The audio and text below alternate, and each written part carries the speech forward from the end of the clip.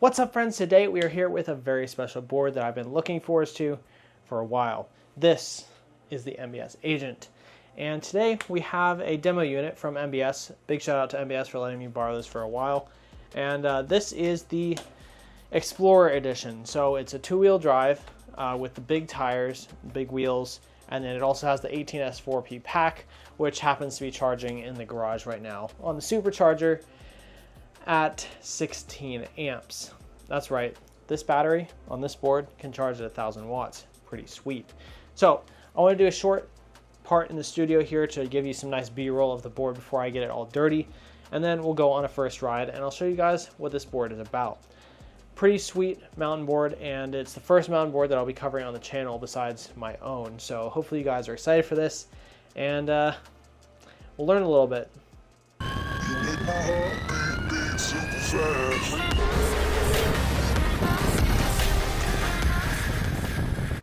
Alrighty, so first off, what exactly makes this a mountain board? Well, for me, the definition of mountain board is a top-mounted battery, big, beefy tires, channel trucks of some sort, bindings, and a nice flexible deck with no undersling enclosure. This does, of course, meet all of those things, and in fact, MBS has been around for quite a long time making some great mountain boards. And if you didn't know, regular mountain boarding without electrification has been a thing for a very, very long time. And MBS has been around in that scene for quite a while and have a great reputation there. So it's kind of cool to see MBS finally come out with something that's electric.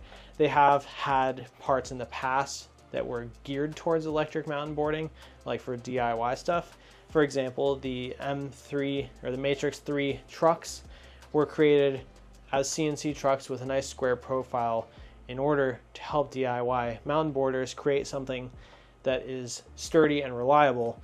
And they even offered some belt drive kits and gears and pulleys and stuff like that. The owner, Joel, has been really active in the DIY community for years now, and has always been really good about providing parts and documentation and CAD files and help to make us all make our mountain boarding dreams come true. And I really want to support that as a creator. So again, thanks to MBS for loaning me this board for a bit. Now, back onto the mountain board subject. Let's start off with the deck. This thing is a beast. It is similar in shape to the Harrow Bro deck in some ways, but it also shares some similarities with other MBS boards that have released in the past.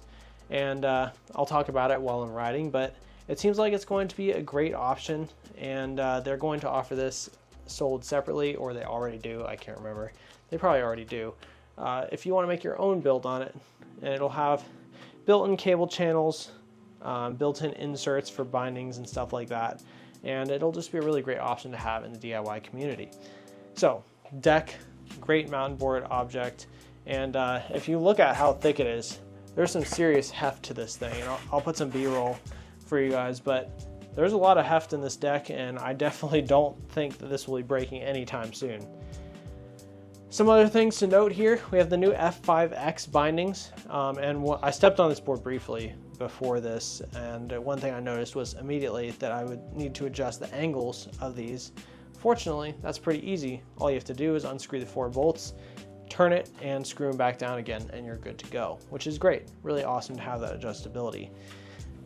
The F5X binding tops are the same ones that I have on my other mountain board, which you may have seen some video of. I did a raw run on it a long time ago. And I also did a video with the Newbie RTKPs and the Apex Airs. This board has the Matrix 3 trucks, which are channels, so it'll be interesting for me to experience those for the first time, putting some miles on them. But bindings are great. The top half, super comfortable, much better than certain other competitors. And yeah, the star of the show in the middle is this awesome quick swap battery enclosure. And let me go grab it real quick.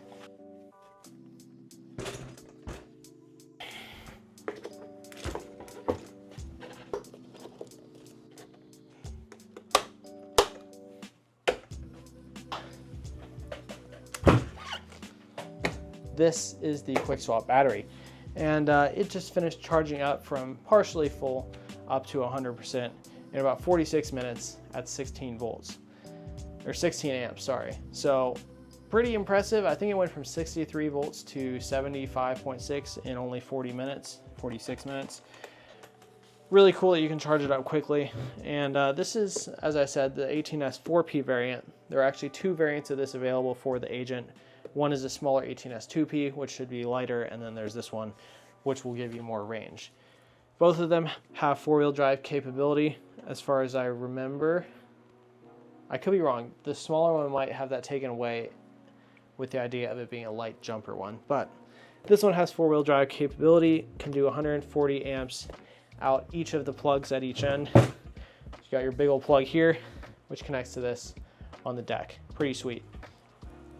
It can also be attached in about 3 seconds with these cool turnbuckle attachments at the sides and this bent sheet metal, I believe steel plate that is bolted directly to the deck.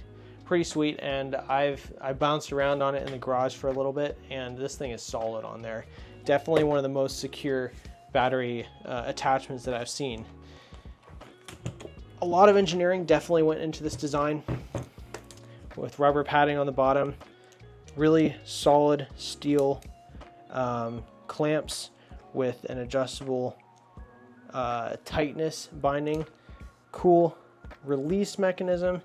And man, I'm just really excited about this thing. It's a really cool work of engineering. So there's your battery, 18S 4P of, I want to say it's P42A maybe? I'd have to look it up. I don't remember what the cells are, but big battery, bindings. On the rear side, you have a steel on steel gear drive at a 15:64 ratio. They look similar to the Exway drives that I've used in the past, but they're a little bit slimmer. Joel told me in the interview, which if you haven't seen, make sure to check out that interview. He said that he worked a lot on the design of these gear drives, which is super cool. So you got those in the back. You got these big beefy motors, bigger than most motors on other boards. I think this is a combination of wanting to have increased heat capacity and also put a lot of amps into them. And then you've got some nice strong cross beams and a nicely deck fitting enclosure, which apparently is super water resistant with a brake light on the back and then a little power button as well. So pretty cool. There's sort of your walk around on the board. I'll put just like a bunch of B-roll on screen while I'm talking about this stuff so you guys can get a closer look at the board before we get it dirty. So if you have any questions about the Agent, make sure to leave them down in the comments. This video is going to come out quite a bit before the full review, so hopefully I'll be able to answer any questions that you leave before the full review comes out. So let's go ahead, strap up the battery, and get on riding. All right, first things first, before we ride, I need to adjust the stance. You look at how it is right now. The front foot is pretty horizontal. I usually like to have mine like that, and normally with regular F5s that'll be fine, but with the F5X, since it has the metal platform, I'm going to end up sticking my foot off, and that'll be really annoying. So I'm going to adjust that one. The rear is better, but I think I might leave that actually, and if I need to adjust it during the ride, I will. Adjusting the angle of the binding is pretty easy. All I have to do is take the included hex driver, loosen these 4 screws most of the way, and then you can turn it how you want. There's actually a lot of levels of adjustment, very gradual. So I tilted it forwards a little bit. I don't know if this is going to be the final place, so I'm just going to take the Allen wrench with me, but pretty easy.